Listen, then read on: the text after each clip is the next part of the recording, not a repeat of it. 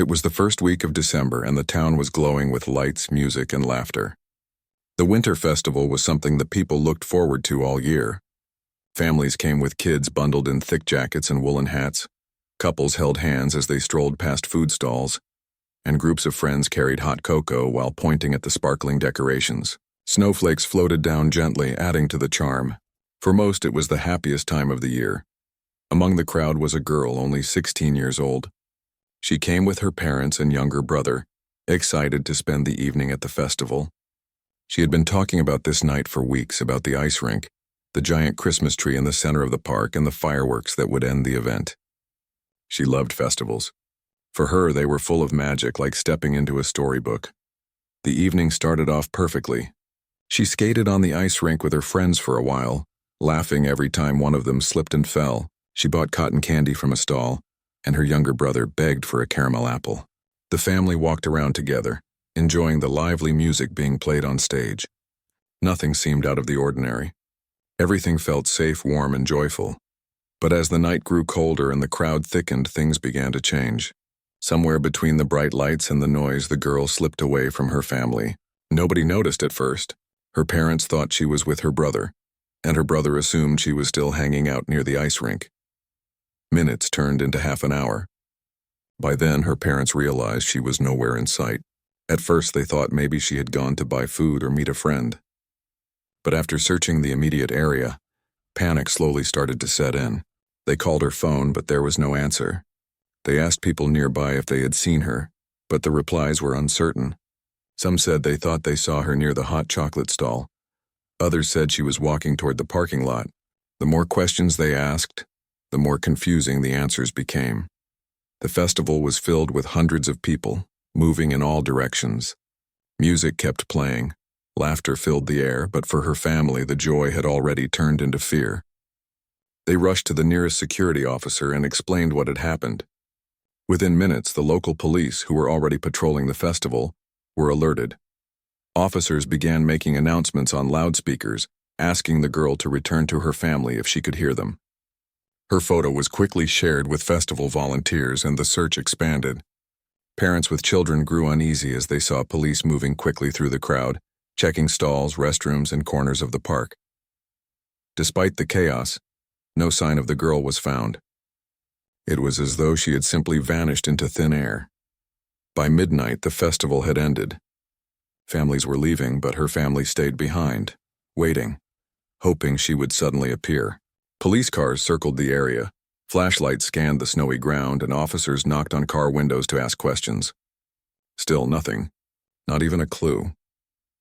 The next morning, the town woke up to the shocking news. Posters with the girl's photo were taped to shop windows, bus stops, and telephone poles. Social media lit up with posts asking if anyone had seen her. Friends shared old pictures of her, pleading for information. The once cheerful festival was now remembered with a shadow of worry and sadness. Detectives joined the case immediately. They started by interviewing everyone who had last seen her. Some said she was laughing with her friends. Others said they saw her near the food stalls, but the details were blurry. It was a festival. People were distracted, and nobody had been paying close attention. There were security cameras around the area, but with the large crowd, it was hard to track her movements clearly. She appeared on one camera walking toward the skating rink. Then another camera showed her standing near the tree looking at the decorations. And then nothing. It was as if the trail simply ended. For her parents, those first few days were unbearable. They stayed awake through nights, answering phone calls from strangers who claimed to have seen someone like her, following up on false tips that led nowhere. They visited the police station daily, begging for updates, clinging to every small lead. The mother's eyes were red from crying, while the father tried to stay strong, though his hands shook every time he held his phone, waiting for it to ring. The town rallied around them. Volunteers gathered in groups, searching nearby forests and abandoned buildings. People carried flashlights and walked through the snow, calling her name. Churches held prayer meetings. Neighbors delivered food to her family's home because they were too consumed by worry to cook. It became more than just a missing person case. It became a community's heartbreak. Days turned into a week, then 2. Still, there was no sign of the girl. The once active search slowly began to shrink. Volunteers had to return to work. The media moved on to other stories, and the cold winter weather made outdoor searching harder. Police continued working, but even they admitted the leads were thinning out. The possibility that the case might go cold was beginning to hover in the air. For the family, it was torture. Every ring of the phone brought a surge of hope, only to crash into disappointment when it was just another rumor or a cruel prank. Every knock on the door made their hearts jump, wishing it was their daughter walking back home. But each night ended in silence. Her younger brother was confused and frightened. He asked questions that nobody could answer. Where is she? Why hasn't she come back? Did she get lost? The parents tried to stay strong for him, but their voices cracked each time they tried to reassure him. Then came a small detail that kept investigators from closing the case too soon. One woman who had been at the festival reported seeing someone who looked like the girl walking toward the edge of the park near the woods. It was dark and crowded, so she wasn't certain, but she remembered the jacket and the way the girl walked. That detail was enough to push investigators to expand their search in that direction. The woods were combed again, dogs were brought in, and drones were flown overhead. But once more the snow revealed nothing. It was as though the winter had covered every possible trace. As the weeks dragged on, the town's festive decorations remained up, but the joy was gone. Every time someone walked past the posters with the girl's face, they felt a sharp sting of sadness. Parents grew more protective of their own children. What was once a storybook festival had turned into a dark memory, but even though the trail had gone cold, her family refused to give up.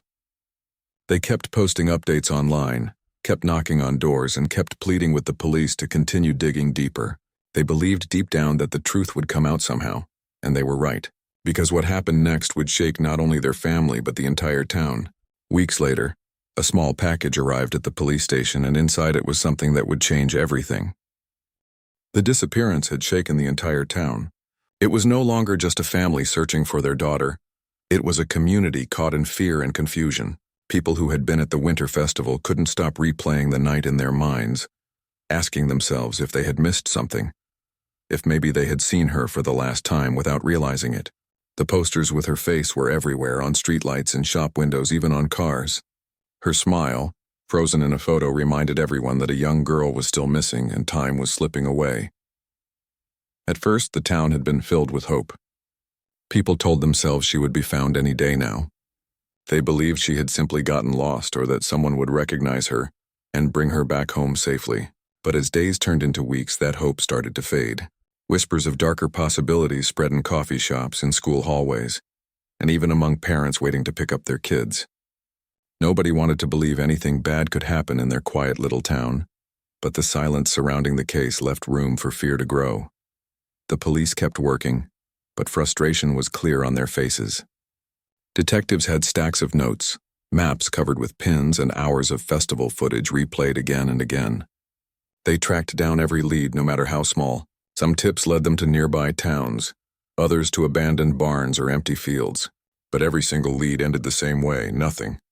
It was exhausting for them, and even more crushing for the family. Her parents barely slept. The father spent most of his time on the phone, calling anyone who might have information, while the mother stayed glued to her computer, scrolling through social media posts, replying to strangers who claimed to have seen someone like their daughter. Many of those messages turned out to be mistakes, and some were even cruel jokes, but still they couldn't stop checking. They clung to even the smallest possibility. The younger brother, too young to understand the weight of it all, kept asking why the police hadn't found her yet. He asked when she would come back to watch movies with him, when she would take him skating again. His questions tore at his parents' hearts because they didn't have answers. They could only hold him and tell him they were trying everything. The town tried to comfort the family. Neighbors brought over meals they couldn't eat. Strangers sent letters filled with prayers. The school she attended organized candlelight vigils where classmates held lanterns and spoke about her kindness. The support was heartfelt, but with each passing day, the absence felt heavier. People were starting to lose faith, even if nobody wanted to say it out loud. The police worked quietly, but they were beginning to run out of options. The search parties had slowed. The dogs hadn't picked up new scents, and the cameras offered no new clues. It felt like they were walking in circles, always ending up where they started. The officers hated to admit it, but the case was dangerously close to going cold. Then, weeks after the festival, something happened that changed everything. At the police station, a plain brown envelope arrived in the morning mail. It had no return address, no name, just the station's address written in uneven handwriting. At first, the staff thought it was another letter from a concerned citizen. But when they opened it, inside was a small flash drive. No letter, no explanation, just the device. The discovery created a ripple of unease among the officers. They had seen anonymous tips before, but this felt different. They gathered in the station's small media room, plugged the flash drive into a computer, and clicked on the single video file it contained. For a moment, the screen was black. Then the video began to play. The footage was shaky, as though someone was holding a camera or a phone without trying to keep it steady. The scene showed a snowy forest at night. The branches were bare, the ground covered with fresh snow, and the sound of cold wind could be heard faintly. The image was grainy, but after a few seconds the camera turned toward something, or rather, someone. A girl sat on the ground, her hands bound in front of her. Her face was pale, her breath visible in the freezing air. She looked exhausted, frightened, but alive. She tried to speak, but her voice was muffled by the cold and the poor quality of the recording. The officers leaned closer to the screen, their hearts pounding. The resemblance was undeniable. It was the missing girl. The video didn't last long. After a few seconds, a distorted voice came from behind the camera. It was low, robotic, almost as if it had been altered on purpose. The voice said only a few words. "She won't be the last." Then the screen went black. The entire video was less than a minute long, but it was enough to change the course of the investigation. For the first time in weeks, there was proof that the girl had been alive after the night of the festival, but the message was chilling. Whoever had taken her wasn't just hiding her. They were taunting the police, daring them to find her. The officers replayed the video again and again, searching for anything they might have missed. They listened closely to the background noises, the crunch of snow, the sound of wind, even faint echoes that suggested the area wasn't too far from open space. They examined the trees, the angle of the shadows, anything that could hint at a location. One detective thought he saw a faint reflection of a vehicle's headlights at the edge of the screen. Another noticed a sound that might have been water flowing nearby. Every detail became a clue worth chasing. When the family was informed, their emotions were mixed. Relief because their daughter was still alive in the video. Horror because the footage proved she was being held by someone dangerous. The mother broke down in tears while the father clenched his fists, determined more than ever to keep pushing for answers. The town reacted with shock. The video was not released to the public, but whispers spread quickly. People heard that new evidence had surfaced, and rumors grew wild. Some imagined hidden groups. Others spoke of strangers seen around town in the weeks before the festival. Fear grew stronger, and parents became even more protective of their children. The cheerful spirit that once filled the town had completely disappeared. For the detectives, the pressure doubled. Now they weren't just searching for a missing person. They were racing against time. The voice in the video had been clear. This wasn't just about one girl. Whoever was behind it wanted to do more. They had to be stopped before it was too late. The video gave new life to the investigation. Experts were called in to study the footage. Sound engineers tried to clean up the audio, and field teams searched for wooded areas that matched the landscape shown in the recording. The work was slow, but finally they felt like they had something to follow. The community, though shaken, found new energy too. Volunteers came forward again, ready to help in any way they could. People shared tips, checked their security cameras, and paid closer attention to strangers. The story of the missing girl had become something far bigger than just a local mystery. Still, one question hung heavy in the air. Why had the video been sent now, weeks after the disappearance? Was the person behind it trying to lure the police, to confuse them, or to prove something? Nobody knew for certain. But one thing was clear. This was only the beginning. The investigation had just taken a darker and more dangerous turn, and what lay ahead would test not only the strength of the police but also the courage of the entire town. After the police received the mysterious video, the entire investigation took a new turn. What had been weeks of silence and fading hope suddenly shifted into a desperate race against time. The video had confirmed what everyone feared but also prayed for. The missing girl was alive. At least she had been alive when the recording was made. That single piece of evidence gave both relief and terror. Relief because it proved she hadn't vanished forever, but terror because it showed she was in the hands of someone who wanted to play games with her life. The officers in charge of the case replayed the video countless times. Every second mattered. They slowed it down frame by frame, trying to catch the smallest details, the shape of the trees, the shadows on the snow, even the faint sounds in the background. They wanted to believe that somewhere in that shaky, haunting recording was the answer to where she was being kept. But with each replay, frustration grew. The video was grainy, the sound distorted, and the voice behind the camera deliberately altered. Whoever had made it clearly knew what they were doing. Still, the investigators didn't give up. They reached out to experts from larger cities, asking for help with enhancing the audio and the footage. Sound engineers worked on cleaning up the background noises. At first, all they could hear was wind. But with deeper analysis, they picked up what sounded like flowing water. That tiny detail opened up new possibilities. If there was a stream or a river nearby, maybe it could help narrow down the search area. Detectives also noticed a flicker of light in the corner of the screen. It looked like a car's headlights passing at a distance. If that was true, it meant the location wasn't completely isolated. There had to be a road close enough for vehicles to pass by. Combining those two details, a wooded area near running water and a road, they began mapping possible spots around the town and its outskirts. While the police worked quietly, the family lived in constant agony. For them, the video was both a gift and a curse. Seeing their daughter alive was the most precious thing in the world, but watching her in fear tied up in the cold was unbearable. Her mother clutched the image of her face on the screen, whispering prayers. Her father grew restless, unable to sit still, always pressing the detectives for updates. Nights felt longer, days felt heavier.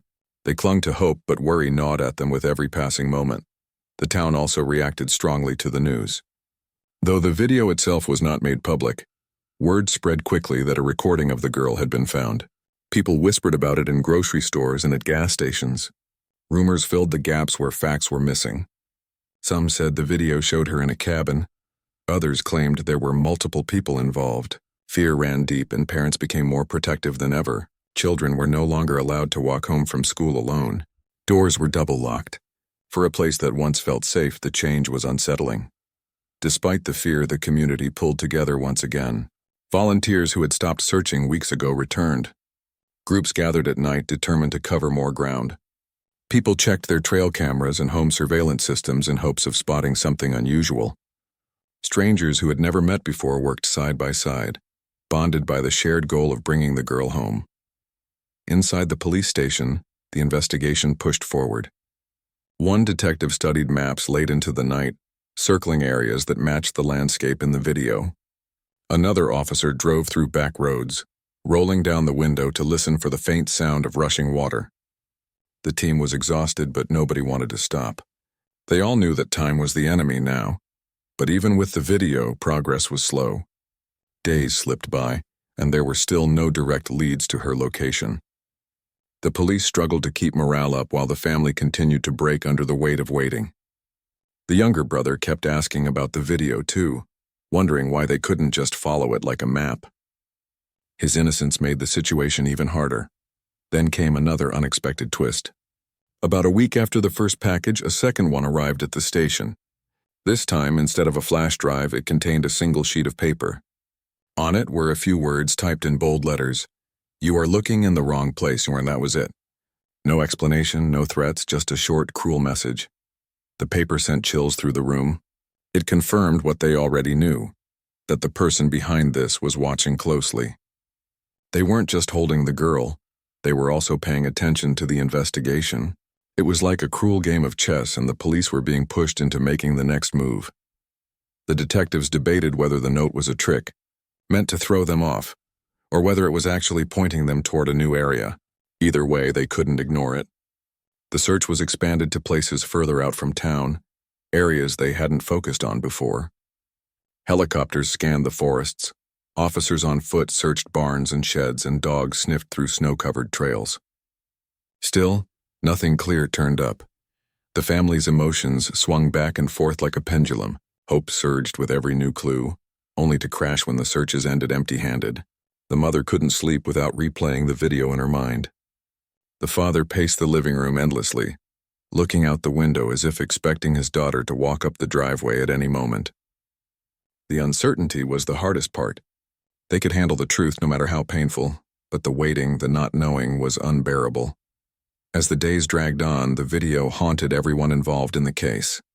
Officers admitted quietly to each other that they could still hear the distorted voice in their heads. Volunteers remembered the sight of her pale face every time they trudged through the snow. Even people who had never met the girl felt as though they knew her, because her story had become a part of their lives. And yet, despite all the despair, nobody was ready to give up. The video had proven she was out there somewhere. That alone was enough to keep the search alive. It wasn't just about solving a mystery anymore, it was about saving her before time ran out. The detectives decided to take a new approach. Instead of only searching for the girl, they turned their attention toward finding the person behind the camera. Who had the resources, the nerve, and the twisted desire to send such a video? They began looking into people with criminal records, anyone who had been near the festival, anyone who might have shown strange behavior in recent weeks. Every name was checked, every background reviewed. The investigation was becoming bigger than ever. Pressure from the town, the media, and the family weighed heavily on the police. They knew failure wasn't an option. Too much was at stake. The video had not only exposed the danger but also created a promise in everyone's mind, the promise that she could still be saved. But there was one thing nobody could ignore. If the person behind the video had been bold enough to send it once, they might do it again. The thought was terrifying, but it also gave a sliver of hope. If another clue arrived, maybe this time it would reveal more. Maybe this time it would lead them straight to her. And so, as the cold nights continued and the snow fell heavier, the town waited. The family held on to faith, the police worked tirelessly, and the community prayed for a miracle. They didn't know when or how, but they were certain the story was far from over. Because somewhere out there a girl was waiting to be found. And whoever had her wasn't done playing their game yet. The discovery of the video had already shaken the entire town, but its effect on the police was even greater. For the first time, they had a clear sign that the missing girl was alive. Yet the message that came with it was haunting. The distorted voice that said, "She won't be the last," played over and over in their minds. It wasn't just about saving one girl anymore. It was about stopping someone who clearly had plans to hurt others. The detectives worked around the clock, studying every frame of the video. They sent it to different labs, hoping fresh eyes might catch something they had missed. Every tiny detail became a possible clue. The shape of the tree bark, the crunch of snow under the camera holder's boots, even the way the girl's breath came out in short, frightened bursts. Each element was studied carefully, but none of it gave away her exact location. The search expanded wider than ever. Police and volunteers scoured areas with thick woods, streams, and nearby roads. Officers walked in freezing temperatures, their flashlights bouncing against the trees as they called out her name. Helicopters hovered over forests, their spotlights sweeping across the snow. Drones flew high above, scanning from the air. Dogs were used again, but with weeks gone by, their chances of picking up a scent were slim. The frustration grew heavier each day. The video had given hope, but it had also increased the urgency. Time felt like an enemy, slipping away faster with each sunrise. The family could barely function under the pressure. Her mother sat by the window at night, staring into the darkness, whispering prayers. Her father was restless, pacing the living room, checking his phone again and again, waiting for a call that never came. The younger brother didn't understand why his sister wasn't home yet. He asked simple questions that broke their hearts, like, "Will she be back before my birthday?" While the family suffered, the police uncovered a small breakthrough. A technology team working on the video managed to enhance a section of the recording that had previously been too dark. In the corner, they spotted what appeared to be a reflection, something metallic. At first, it looked like nothing more than a glimmer of light, but after slowing it down and enhancing the image, it seemed to resemble part of a license plate. It wasn't full, just a few numbers and letters, but it was enough to narrow things down. Detectives ran the partial plate through their system. Dozens of possible matches came up, but one stood out. A vehicle registered to an old, unused cabin on the outskirts of the county. The property had been abandoned for years, but records showed someone had been paying taxes on it quietly. The police decided to check it out. A small team was sent to the location late at night. The drive was long and winding, with tall trees on either side of the road. Snow fell heavily, covering the ground in silence. When they reached the cabin, the place looked deserted. The windows were dark, the wooden walls worn down by years of weather. Still, the detectives moved cautiously. They checked the doors, peeked inside, and searched the area around the cabin. But there was no sign of the girl. No footprints, no voices, no lights. Only silence. What they did find, however, was disturbing. Behind the cabin, buried under a pile of old wood and debris, they discovered an old camera tripod and a roll of tape. It wasn't enough to prove anything, but it sent shivers through the team. Someone had definitely been there recently, and they may have used that spot to film. The evidence was brought back to the station. Tests were done on the items, but they didn't reveal much. No fingerprints, no DNA. Whoever had left them had been careful. The police realized they were dealing with someone clever, someone who knew how to cover their tracks. The discovery didn't stay quiet for long. Soon word spread that the police had found items connected to the case. The town buzzed with speculation. Some said the girl was being moved from place to place. Others believed the person behind it was taunting everyone on purpose, leaving just enough to keep the chase alive. Fear deepened, but so did determination. People refused to let the case fade. The detectives, exhausted as they were, continued piecing together the puzzle. They went back to the festival footage again. This time they weren't just looking for the girl, they were looking for anyone suspicious. Someone who might have been watching her, following her movements. Hours of video were studied, frame by frame, and finally, one clip caught their attention. Near the large Christmas tree at the festival, while families were gathered and children were laughing, a figure could be seen lingering in the background. The person never interacted with anyone, never joined in the festivities, just stood there watching. Their face wasn't clear, hidden under a hood, but their presence stood out once noticed. Nobody had paid attention that night, but now it seemed chilling. Could this be the same person behind the video? The clip was shared with other officers, who began asking around if anyone had noticed that hooded figure. Some festival goers remembered seeing someone strange, but their answers were vague. Still, it gave the police something new to focus on. The family was told about this new lead. They didn't know what to think. Every time hope rose, it was quickly followed by more questions. Her mother begged the police to act faster, while her father offered to join the searches himself. The pain in their voices fueled the officers to keep going, even when exhaustion threatened to break them down. Days later, another shock arrived. Just as detectives were reviewing evidence late one evening, another package was delivered. Like before, there was no return address. Inside there was a memory card. On it was another short video. This time, the footage was clearer. It showed the girl again, sitting on the ground, bundled in a blanket. Her eyes looked tired, but she was alive. She didn't speak, but she glanced toward the camera with a look that seemed to beg for help. Then the same distorted voice came again. "You're getting closer, but not close enough." The officers in the room felt a wave of anger and dread.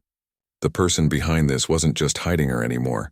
They were mocking the investigation, feeding clues like breadcrumbs, knowing the police would chase them. The video was studied immediately. Background noises were checked again. This time they picked up something new, the faint sound of a train horn in the distance. That detail narrowed down the possible locations even more. The search now included wooded areas near train tracks, and once again, teams were dispatched to comb through the snow. For the family, the new video was both a relief and a torment. Their daughter was alive, but each video reminded them how close yet far they were from finding her. Her mother's health began to decline under the stress. Her father grew angrier by the day, demanding answers that the police didn't yet have. The younger brother clung to the hope that at least the videos proved she was still out there. As the days went by, the case turned into a battle of patience and endurance. The police knew they had to stay sharp, that one wrong move could cost everything. They continued working late nights, chasing leads and trying to outthink someone who clearly enjoyed being one step ahead. The community remained restless. Parents feared letting their children out of sight. Shops closed earlier than usual. The town that had once been lively and cheerful during the winter festival was now quiet, tense, and suspicious. Everyone wondered who among them could be responsible, and still, the haunting voice from the video echoed in their minds. She won't be the last. That message made it clear. The danger wasn't just for one girl. Unless the police found her soon, more lives could be at risk. The stakes were higher than ever, but unknown to everyone, the biggest clue was just around the corner. And when it arrived, it would finally point them in the right direction. The second video had shaken the police more than the first one. It was clearer, sharper, and the message was even bolder. The voice had taunted them again, saying they were close but not close enough. It was as if the person behind it was watching every move, enjoying the chase, playing a game where the prize was a young girl's life. The frustration in the police station was heavy. Detectives slammed files on desks, officers stayed up through the night, and no one was able to think about anything else. They knew the longer it dragged on, the more dangerous it became. The sound of the train in the background of the second video gave them a new direction. Maps were pulled out once again, and this time they focused only on areas where train tracks cut through forests and streams. There weren't many such places, which gave them hope that they were finally narrowing it down. Officers spread out in small teams, searching barns, abandoned sheds, and empty cabins near the railway lines. For the family, the weight was unbearable. The mother grew weaker with each day, her eyes hollow from crying. The father refused to rest, clinging to any update he could get. The younger brother kept asking the same heartbreaking question: when will she be home? He had started keeping her favorite toy on his bed every night, as if saving a place for her return. The family's pain became the town's pain. Everywhere people went, they saw her face on posters and shop windows on the news. It was impossible to forget. Then one evening, a breakthrough came almost by accident. A local man who lived near the edge of the county called the police after seeing strange activity near an old logging road by the train tracks. He had noticed tire marks in the snow that led toward a place nobody usually visited. The marks were fresh, and he thought it was unusual for anyone to drive there in the middle of winter. At first, the tip seemed small, but with so few leads, the police couldn't ignore it. A team was sent immediately. The road was narrow and rough, covered in snow and ice, but the tracks were clear. They followed them for miles until they reached a clearing. There, hidden among tall trees, was a small cabin. Unlike the one they had checked earlier, this one looked occupied. Smoke curled from the chimney, and faint light leaked from the cracks in the boarded windows. The officers didn't waste time. They called for backup and surrounded the place carefully, moving silently through the snow. The air was thick with tension. Every step felt heavier, every breath sharper. They didn't know what or who was inside, but they hoped more than anything that the girl was there. When the signal was given, they moved in. The door was forced open, and the officers stormed inside with flashlights. What they found made their hearts pound. In the dim light, sitting on a thin mattress against the wall, was the missing girl. She was weak, wrapped in a blanket, but she was alive. The sight of her brought tears to the eyes of even the toughest officers. She looked up, startled, but when she realized who they were, her eyes filled with relief. The officers moved quickly, checking every corner of the cabin. But to their surprise, the person who had held her was nowhere to be found. The place was empty except for her and a few belongings scattered around. Whoever had been there had left just before the police arrived. It was a narrow escape, but saving her was all that mattered in that moment. She was rushed out into the cold night and placed in a warm police vehicle. As they drove her back toward safety, officers assured her she was going home. She was too exhausted to speak much, but the small smile on her face said everything. After weeks of fear and waiting, she was finally free. When the news reached the family, they broke down. Her mother collapsed in tears of joy. Her father hugged everyone in sight, and her younger brother ran around shouting that his sister was coming home. The reunion was emotional, filled with tears, laughter, and relief. For the first time in weeks, their home was filled with hope instead of despair. The town celebrated too. Candles were lit outside houses, church bells rang, and neighbors gathered to cheer for the family. The posters that once symbolized sadness were now a reminder of victory. The community that had been weighed down by fear finally breathed again. But even in the middle of the celebration, the detectives couldn't forget one troubling fact. The person responsible had escaped. The videos, the messages, the taunts, they all pointed to someone who had carefully planned everything and had no fear of being caught. The rescue was a success, but the hunt wasn't over. The police promised the family and the town that they wouldn't stop until the person behind it was found. In the days that followed, the girl began to recover. Doctors treated her for exhaustion and cold exposure. Counselors helped her process what she had been through. Slowly, she started to open up about her ordeal. She spoke about being moved from one place to another, about hearing trains at night, and about the camera that had recorded her. She couldn't describe much about the person who held her because they always hid their face and used that same distorted voice. But her words gave investigators more pieces to work with. The family surrounded her with love and support. They didn't ask too many questions, not wanting to overwhelm her. They were simply grateful she was back in their arms. Every meal together felt like a gift. Every smile from her felt like a blessing. After so much pain, they cherished even the smallest moments. The town also learned something important. The case had shown them the power of unity. Strangers had come together. Neighbors had supported each other, and the entire community had stood side by side through the darkest of times. Even though the person responsible was still out there, people knew they weren't alone. Together, they had brought the girl back home. As the snow began to melt and winter slowly gave way to spring, the posters around town were taken down. Instead of her face on missing signs, the community saw her walking again with her family, smiling, trying to return to a normal life. The sound of children's laughter returned to the streets. Parents still kept a closer watch on their kids, but the heavy shadow that had hung over the town was finally lifting. The police continued their work quietly. They believed the person would slip up eventually. Someone that bold, that confident, always left a trail sooner or later. And when that day came, they would be ready. For now, though, the most important thing was that the girl was safe. She was home, surrounded by love and slowly healing. The nightmare that had gripped the town for weeks had finally reached a turning point. It wasn't the end of the story, but it was the beginning of a brighter chapter. The family, once broken by fear, now held each other tighter than ever. They had been given back what mattered most, and they promised themselves they would never take it for granted again.